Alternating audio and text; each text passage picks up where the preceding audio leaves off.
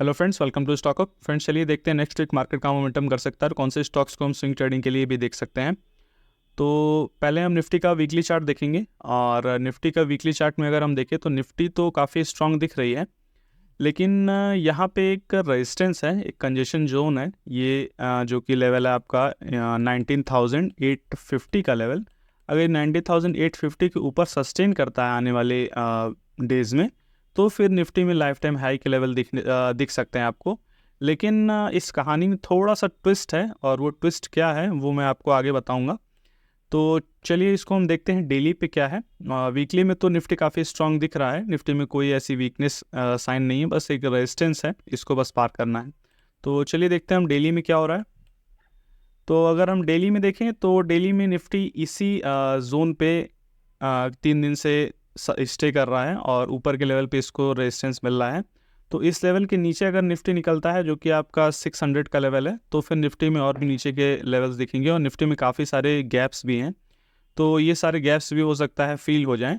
अगर ये इस लेवल के ऊपर सस्टेन नहीं कर पाया, हो सकता है 2-3 दिन और इसी लेवल पे रहे और फिर इसको अगर ब्रेक करता है तब तो अच्छा है। लेकिन अगर ये यहीं से फिर नीचे अगर जाना शुरू करता है और 600 के लेवल को ब्रेक कर देता है, तो फिर निफ्टी में और भी वीकनेस आ सकती है।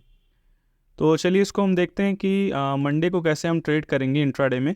तो इंट्राडे की ये हमारे लेवल्स रहेंगे, और ये जो आप देख रहे हैं, एक इतना बड़ा सा जो जोन आप देख रहे हैं, ये एक बहुत ही ज़्यादा वॉलेटाइल जोन है, और इस जोन में आपको साइडवेज, वॉलेटाइल और यही सारी चीज़ें आपको देखने के लिए मिलेंगी। तो इस जोन को आप अवॉइड कर सकिए तो इस जोन को आप अवॉइड कीजिए। इसमें एक सेलिंग की अपॉर्चुनिटी बन सकती है, जो कि आपका 700 के नीचे है। अगर ये 700 के नीचे सस्टेन करता है, कम से कम 15-20 मिनट अगर सस्टेन करे इसके नीचे, तो फिर इसमें हम 650 और 600 के लेवल के लिए देख सकते हैं।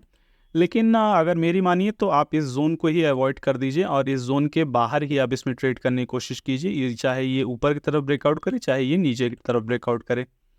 तो ये हमारा एक जोन होगा, और अगर इस जोन के बाहर हम देखें तो अगर ये 850 के ऊपर स्टे करता है, 15-20 मिनट अगर इसके ऊपर रहता है, तो फिर हमें इसमें 20,000 के लेवल देखने के लिए मिल सकते हैं।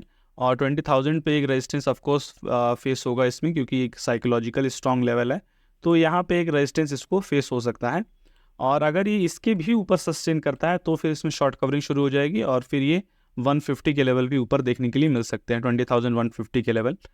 और अगर हम नीचे सेलिंग के लिए देखें तो सेलिंग के लिए हमारा ये 600 का जो लेवल है, ये एक स्ट्रॉन्ग सपोर्ट के लिए काम करेगा।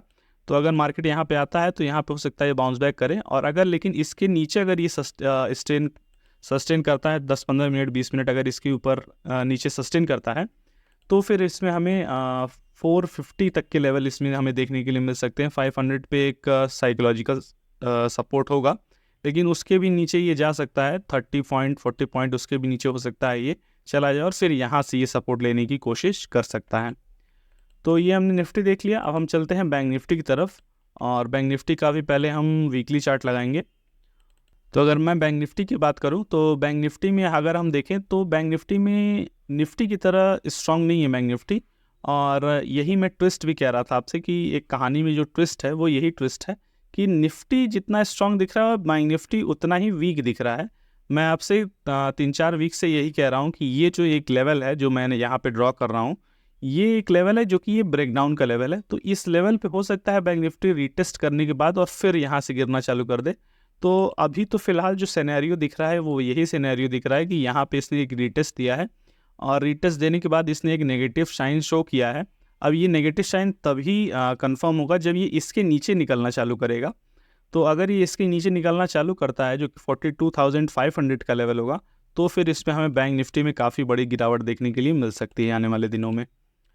तो चलिए इसको देखते हैं हम कि डेली में क्या काम कर रहा है ये। तो डेली में अगर हम देखें तो डेली में निफ्टी में जहां हम देख रहे हैं कि निफ्टी 3 दिन से ऐसे ही ये ऊपर के लेवल पे होल्ड कर रहा है, बैंक निफ्टी ने आज एक बहुत बड़ा सा गैप डाउन दिया, और गैप डाउन के साथ ये इसी लेवल पे सपोर्ट भी ले रहा है, तो जो कि आपका 43,500 का लेवल है। अगर ये इसके नीचे सस्टेन करता है 1-2 दिन, अगर इसके नीचे ये क्लोजिंग देता है, तो फिर इसमें हमें और भी नीचे के लेवल देखने के लिए मिलेंगे, और ये जो जितने डोजी आपको दिख रहे हैं ये सारे गैप्स फील होंगे, और बैंक निफ्टी में यहाँ तक के लेवल भी देखने के लिए आपको मिल सकते हैं। तो चलिए इसको हम देखते हैं इंट्राडे में कैसे ट्रेड करेंगे मंडे को। और मंडे को अगर हम देखें तो मंडे को ये हमारे लेवल्स रहेंगे। और ये लेवल्स क्या हैं कि अगर बैंक निफ्टी 300 के नीचे निकलना चालू करता है, 43,000 सॉरी 300 नहीं, ये 500 का लेवल है, 43,500 के लेवल के नीचे अगर ये 15-20 मिनट सस्टेन करता है तो फिर इसमें हमें 300 और 43,000 के लेवल भी देखने के लिए मिल सकते हैं।